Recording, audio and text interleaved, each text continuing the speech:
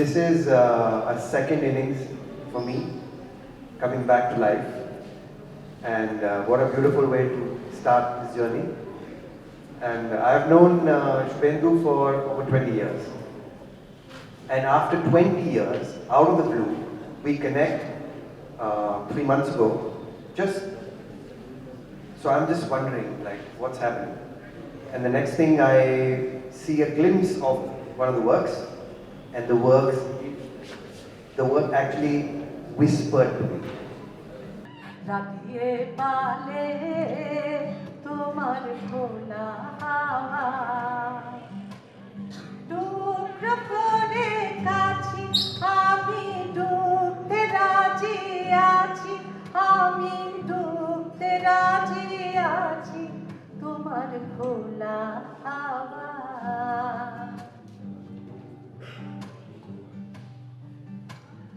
সকাল আমার গেল মিছে বিকেল যে যায় তারি পিছে গো সকাল আমার গেল মিছে বিকেল যে যায় তারি পিছে গো রেখো না আর বেদনা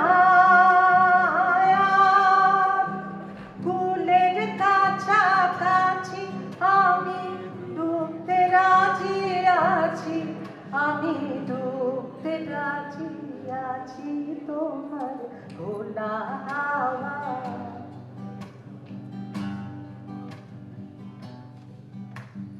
মাঝির লাগিয়াছি জাগি সকল রাত্রি বেলা ঢেউগুলো যে আমায় নিয়ে করে কেবল খেলা মাঝির লাগি আছি জাগি সকল রাত্রি বেলা ঢেউগুলো যে আমায় নিয়ে করে কেবল খেলা ঝড়কে আমি করব মিতে ডরব না তার ভুকুটিতে ঝড়কে আমি করব মিতে ডরব না তার ভুকুটিতে দাও ছেড়ে দাও ও গো আমি তুফান পেলে বাঁচি আমি ডুবতে রাজি আছি আমি ডুবতে রাজি আছি তোমার খোলা হাওয়া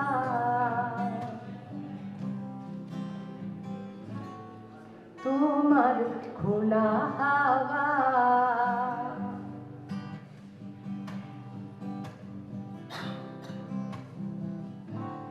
তোমার খোলা হাওয়া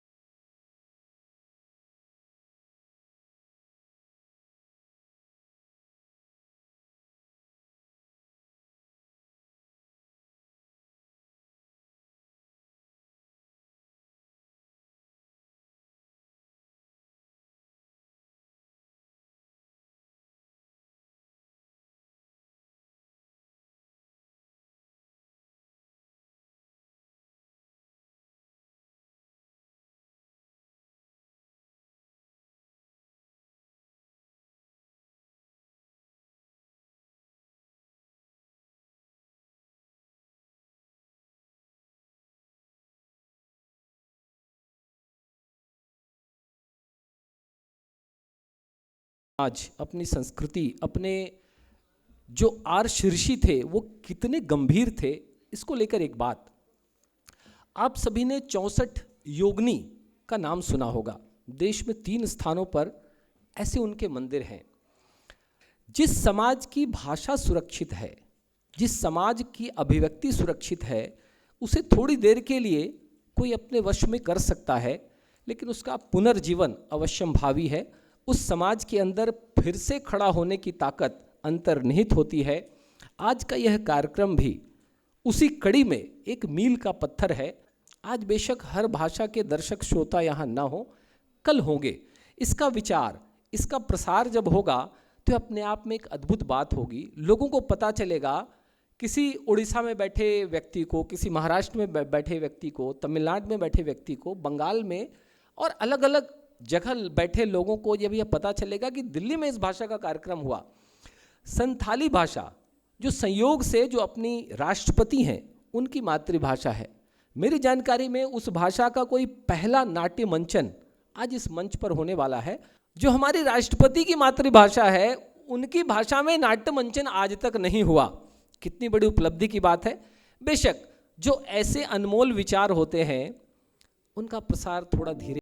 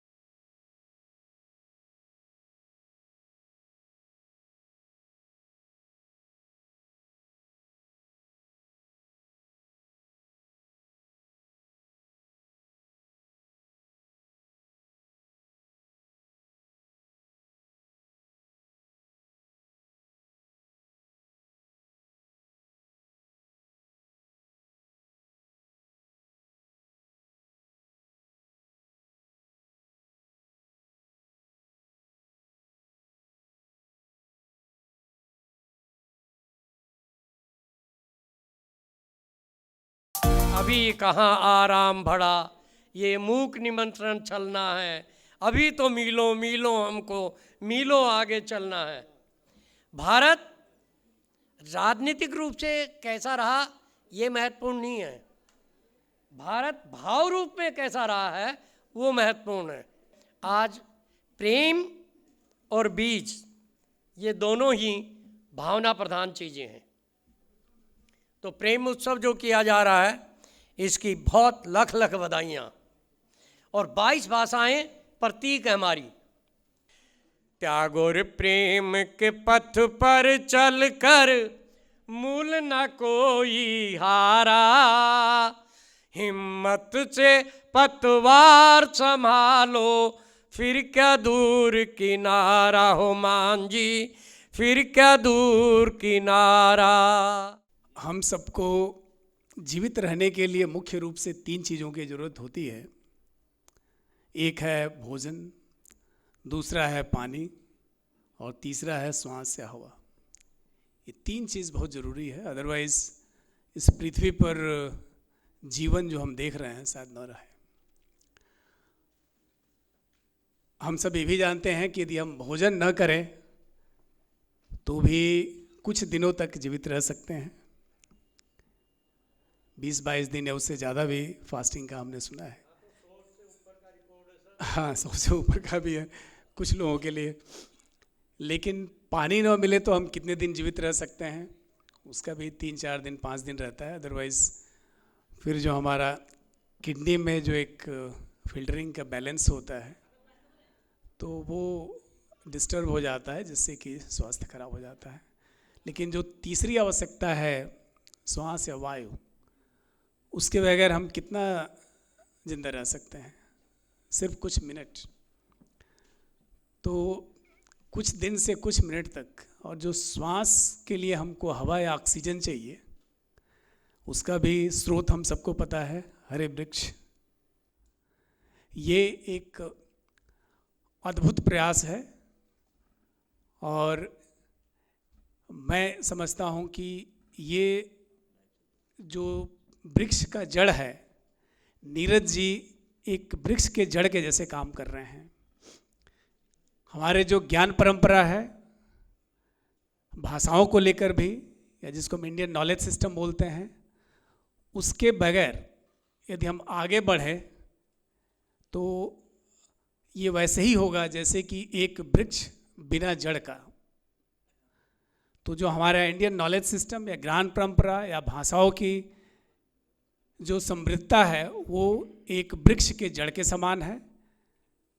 तो हम किस तरह से इस जड़ को सिंचित रखें, मजबूत करें, इसी दिशा में ये कार्यक्रम आयोजित हो रहा है, ताकि हमारा जो भी समाज सुदृढ़ रहे, व्यवस्थित रहे और आगे बढ़ता रहे बिना किसी परेशानी या दिक्कत के। तो इस कार्यक्रम के आयोजन के उपलक्ष्य में मैं नीरज जी को और मनोज जी को, नरेंद्र जी को और पूरी टीम को, और उससे भी ज़्यादा महत्वपूर्ण जो हमारे साथ जुड़े हुए हैं माननीय मुजीब जी, जिनके मार्गदर्शन में ये नाट्य का आज आप जो भी मंचन हो रहा है देखेंगे, इन सबको मैं बहुत बहुत बधाई भी देता हूं और शुभकामनाएं भी देता हूं। धन्यवाद। ये जो प्रेम उत्सव है, इस प्रेम के दीवाने हैं नीरज, जो इसका ख्याल नहीं रखते कि क्या होगा। जब ये ठान लेते हैं तो कर लेते हैं, फिर लोगों का आना जाना नहीं आना उसकी ज़्यादा चिंता नहीं करते। तो सबसे पहले तो मैं नीरज का जो ये भाषा के प्रति और प्रकृति के प्रति प्रेम है, और ख़ासकर प्रेमचंद जी के प्रति प्रेम है, उसके लिए मैं इनको बधाई देता हूँ। और साथ ही साथ मुझे ये लगता है कि ये भारत देश भाषाओं के मामले में बहुत अद्भुत है। इस भाषाओं में जितनी भी हमारी बोलियाँ हैं, बोलियाँ तो हज़ारों हैं और भाषाएं भी सैकड़ों हैं, लेकिन इन सब में जो हमें जोड़ने वाली भाषाएं हैं वो तब जुड़ती हैं जब हमारे मन में, जैसे जल हमारे जीवन के लिए ज़रूरी है, जल का, नदी का हम सम्मान करते हैं, वैसे ही हमारे मन में भाषाओं का हो। हमें भले ही तमिल ना बोलनी आती हो, पर तमिल के प्रति हमारे मन में कोई ऐसा भाव नहीं हो कि भाई ये इसकी भाषा मुझे समझ में नहीं आती इसलिए मैं इसका सम्मान नहीं करता। हमारे लिए सभी भाषाओं का सम्मान बराबर है।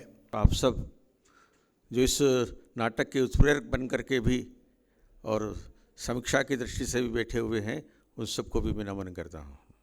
बाधाएं आती तो आए, घिरे प्रलय की घौर घटाएं, पाँवों के नीचे अंगारे, सिर पर बरसे यदि ज्वालाएं, निज हाथों से हंसते हंसते आग लगाकर जलना होगा, कदम मिलाकर चलना होगा।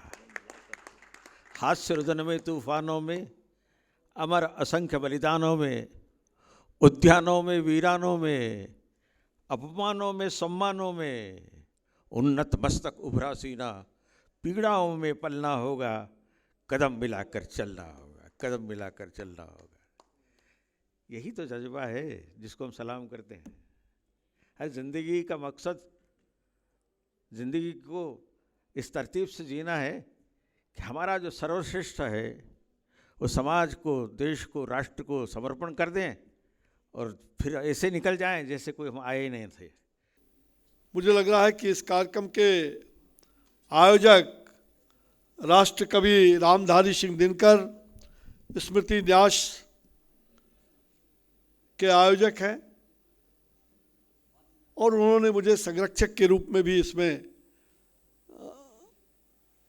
रखा है। तो मैं हर कार्यक्रम में प्रयास करता हूं कि हर जगह मैं जाऊं, रहूं। आज हमारे मंच पर विराजमान जो ऐसे राजनीति के एक कह सकते हैं जो ऐसे ध्रुव है,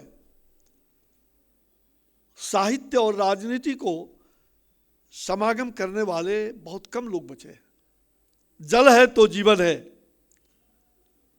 और ठीक कहा पंचतत्व का वह क्षिति जल पावक गगन शमीरा, पंचतत्व निर्मित यह अदम शरीरा।